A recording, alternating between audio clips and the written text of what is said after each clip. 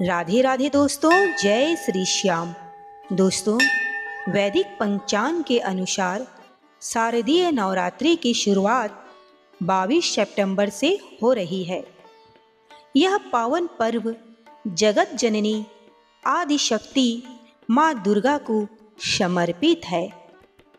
इन 9 दिनों के दौरान माँ दुर्गा के 9 रूपों की पूजा की जाती है और उनके निमित्त व्रत भी रखा जाता है। यह माना जाता है कि यदि कोई महापापी भी इस नवरात्रि का व्रत करे तो वह निश्चित ही समस्त पापों से मुक्ति पा लेता है। इसमें कोई संशय नहीं है। भक्तों, देवी भागवत पुराण में नवरात्रि से जुड़ी एक महान व्रत कथा का वर्णन मिलता है। जो भी इस कथा को केवल एक बार भी ध्यान पूर्वक सुनता है, उसके करोड़ों पाप नष्ट हो जाते हैं और माता रानी की कृपा से उसे धन, धान्य, पुत्र और सुख समृद्धि की प्राप्ति होती है। इसीलिए भक्तों, प्रत्येक बुद्धिमान मनुष्य को नवरात्रि के व्रत की इस कथा को ध्यान पूर्वक अवश्य ही सुनना चाहिए। जो इस कथा को सुनता है या सुनाता है और इसका प्रचार करता है, उसको कभी अधोगति नहीं होती है। तो आइए आज आपको सुनाते हैं नवरात्रि व्रत की यह महान कथा। कथा है शिव और नारद जी का संवाद। एक समय की बात है, भगवान शिव कैलाश पर्वत पर ध्यान मग्न होकर बैठे थे कि तभी देवर्षि नारद जी अपने हाथों में वीणा लिए कैलाश पर्वत पर उपस्थित होते हैं और देवर्षि को देखकर महादेव अत्यंत ही प्रसन्न होते हैं और उनसे कहते हैं, पधारिए देवर्षि, आज किस प्रयोजन से कैलाश पर आपका आगमन हुआ है।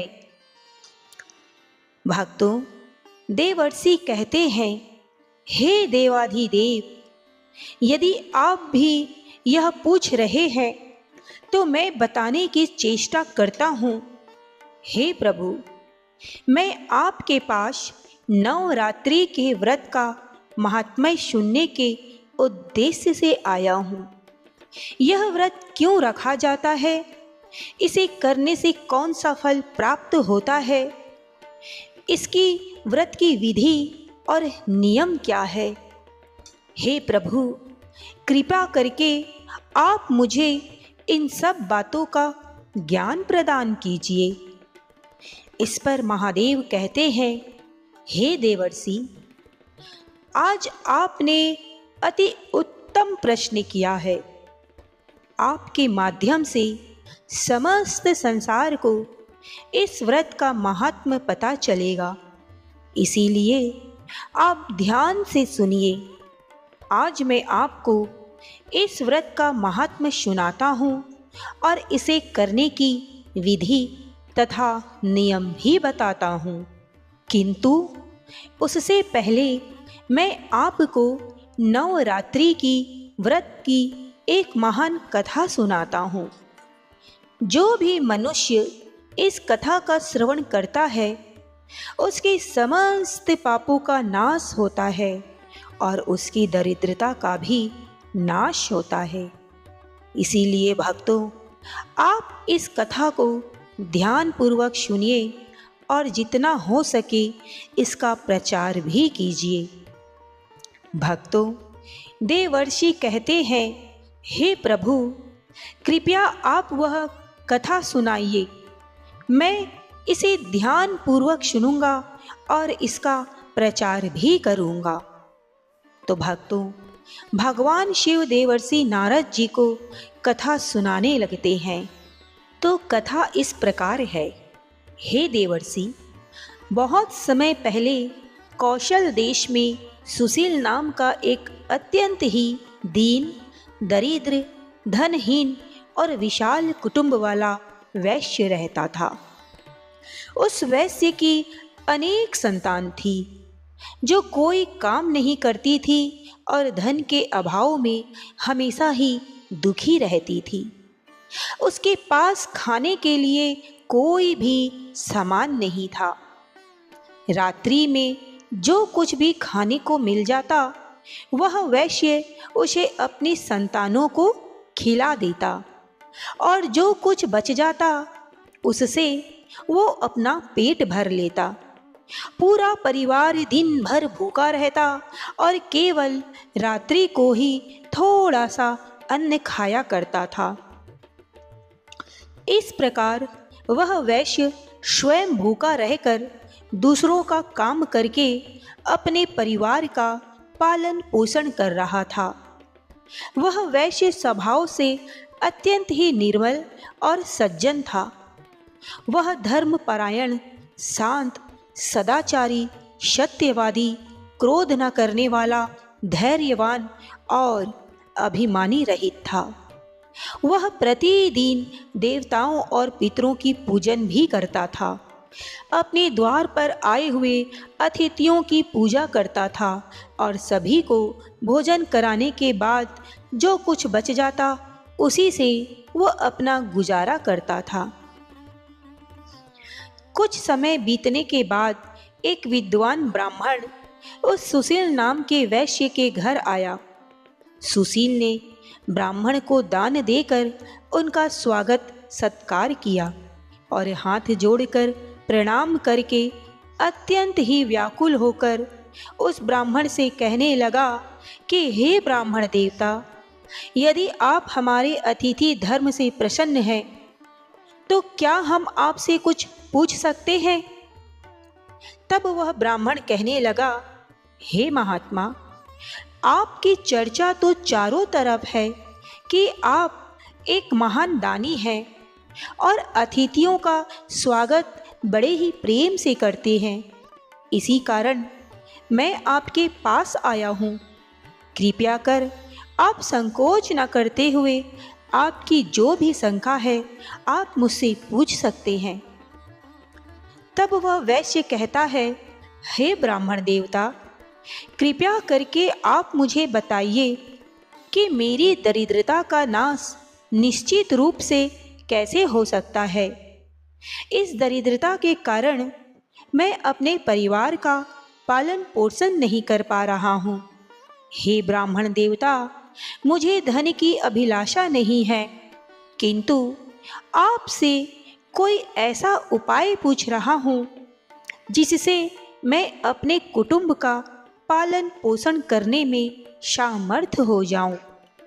मेरे पुत्र पुत्रियां भूख से पीड़ित होकर भोजन के लिए बहुत ही व्याकुल रहते हैं और मेरे घर में इतना भी अन्न नहीं रहता है कि मैं उन्हें मुट्ठी भर अन्न भी दे सकूं।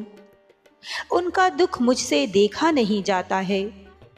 आज मैंने अपने रोते हुए बालकों को घर से निकाल दिया है और वे कहीं चले गए हैं।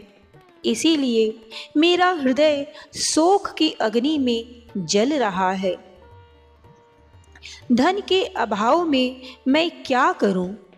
मेरी पुत्री भी विवाह के योग्य हो गई है, किंतु उसका विवाह करने के लिए भी मेरे पास कुछ भी नहीं है। कन्यादान का समय भी बीता जा रहा है। हे विप्रवर, इसी कारण से मैं अति चिंतित हूँ। हे दीनदयाल, हे दयानिधि, आप तो विद्वान हैं।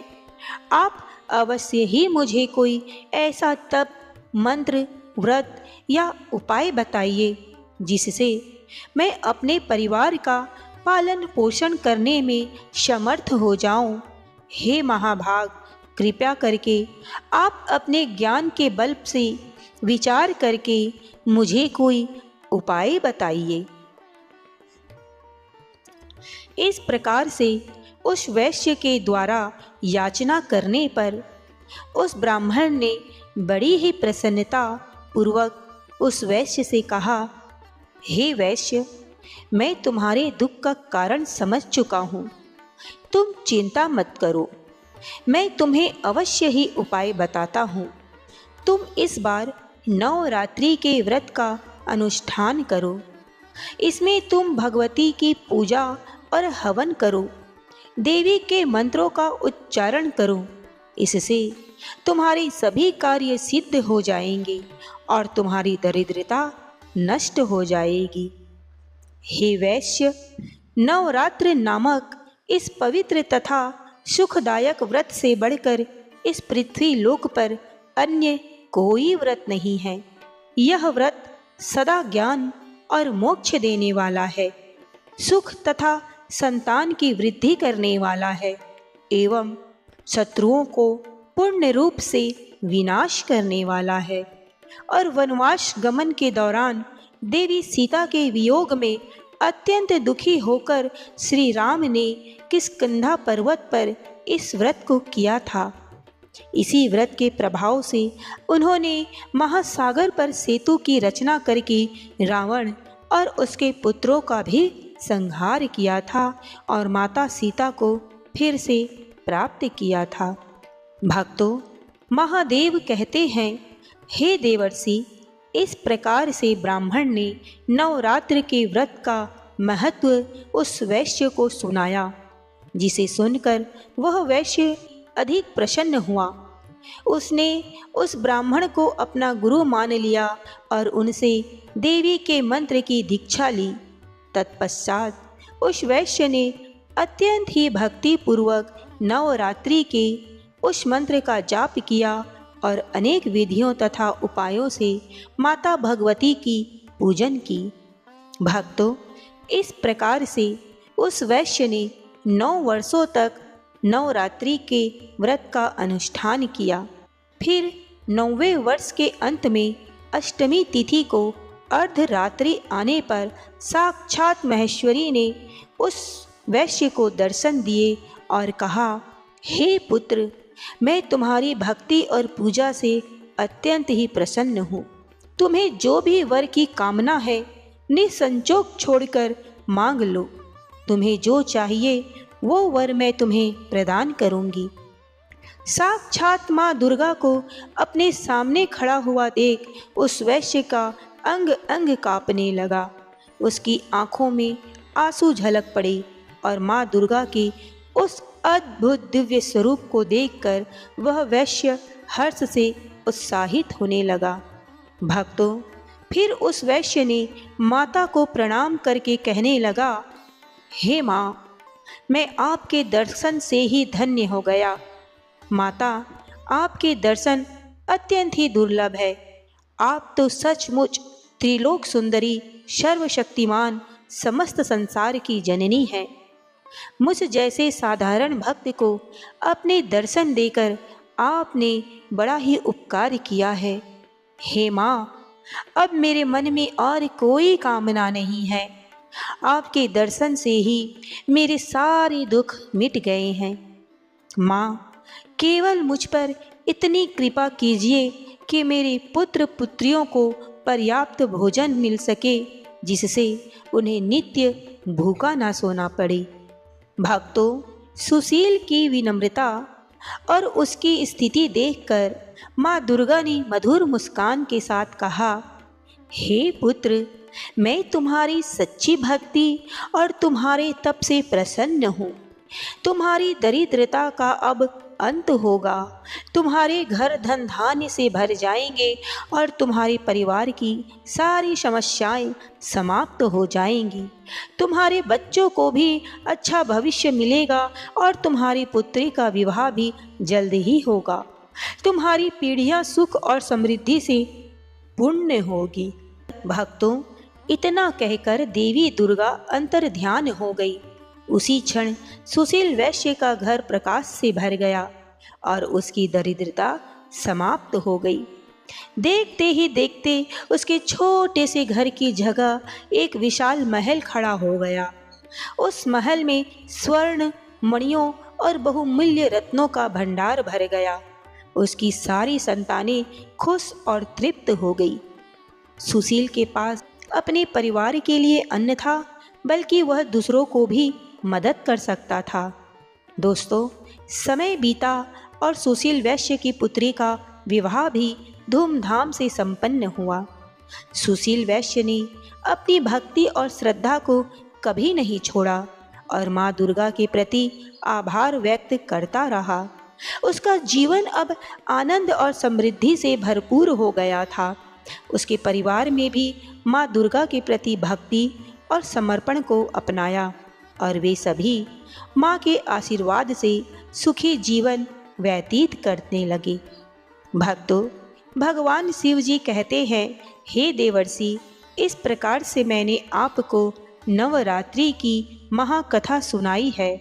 इस कथा को सुनने मात्र से ही नवरात्रि व्रत का सफल हो जाता है। पूरे नवरात्र भर उपवास करने में असमर्थ लोगों के लिए 3 दिन का उपवास भी यथोचित फल प्रदान करने वाला बताया गया है। भक्तों, भक्ति भाव से केवल सप्तमी, अष्टमी और नवमी, इन तीनों रात्रियों में देवी की पूजा करने से भी सभी फल सुलभ हो जाते हैं। पूजन, हवन, कुमारी पूजन तथा ब्राह्मण भोजन को संपूर्ण करने से वह नवरात्र व्रत पूरा हो जाता है। भक्तों, इस पृथ्वी लोक में जितने भी प्रकार के व्रत एवं दान हैं, वे इस नवरात्र के व्रत के तुल्य नहीं है, क्योंकि यह व्रत सदा धन धान्य प्रदान करने वाला, सुख तथा संतान की वृद्धि करने वाला, आयु तथा आरोग्य प्रदान करने वाला और स्वर्ग तथा मोक्ष देने वाला है। विद्या, धन अथवा पुत्र, इनमें से मनुष्य किसी भी कामना करता हो, उसे इस सौभाग्यदायक तथा कल्याणकारी व्रत का विधि पूर्वक अनुष्ठान अवश्य ही करना चाहिए। इस व्रत का अनुष्ठान करने से विद्या चाहने वाले मनुष्य समस्त विद्या प्राप्त कर लेता है और अपने राज्य से वंचित राजा फिर से अपना राज्य पा लेता है। भक्तों, पूर्व जन्म में जिन लोगों के द्वारा यह उत्तम व्रत नहीं किया गया है, वे इस जन्म में रोगग्रस्त तथा संतान रहित हो जाते हैं। जो स्त्रियां बांझ, विधवा अथवा धनहीन है, उसके विषय में यह अनुमान कर लेना चाहिए, उसने अवश्य ही पूर्व जन्म में यह व्रत नहीं किया होगा। जिस मनुष्य ने दुख तथा संताप का नाश करने वाली, सिद्धियां देने वाली, जगत में सर्वश्रेष्ठ, शाश्वत तथा कल्याण स्वरूपिणी भगवती की उपासना नहीं की, वह इस पृथ्वी पर सदा ही अनेक प्रकार के कष्टों से ग्रसित, दरिद्र तथा शत्रुओं से पीड़ित रहता है। तो भक्तों, भगवान शिव ने नारद जी को नवरात्रि का महत्व समझाते हुए कहा कि यह व्रत केवल सांसारिक इच्छाओं की पूर्ति के लिए नहीं, बल्कि आत्मा की उन्नति के लिए है। जो श्रद्धा और भक्ति से इस व्रत का पालन करता है, वह देवी दुर्गा की कृपा से सारे कष्टों से मुक्त हो जाता है और उसकी सभी इच्छाएं पूर्ण होती है। इसीलिए हे नारद, जो भी इस व्रत का संकल्प ले, उसे तन, मन और आत्मा की पूर्ण पवित्रता के साथ इस साधना को अवश्य ही करना चाहिए। तो भक्तों, इस प्रकार से भगवान शिव जी ने नारद जी को नवरात्रि का महत्व और कथा सुनाई। तो दोस्तों, ये थी नवरात्रि के पहले दिन की कथा। उम्मीद है आप लोगों को अवश्य ही पसंद आई होगी और 9 दिनों तक माता दुर्गा की कथा सुनने के लिए हमारे चैनल को सब्सक्राइब अवश्य ही कर लीजिए। तो मिलते हैं अगली वीडियो में, तब तक के लिए जय माँ दुर्गे।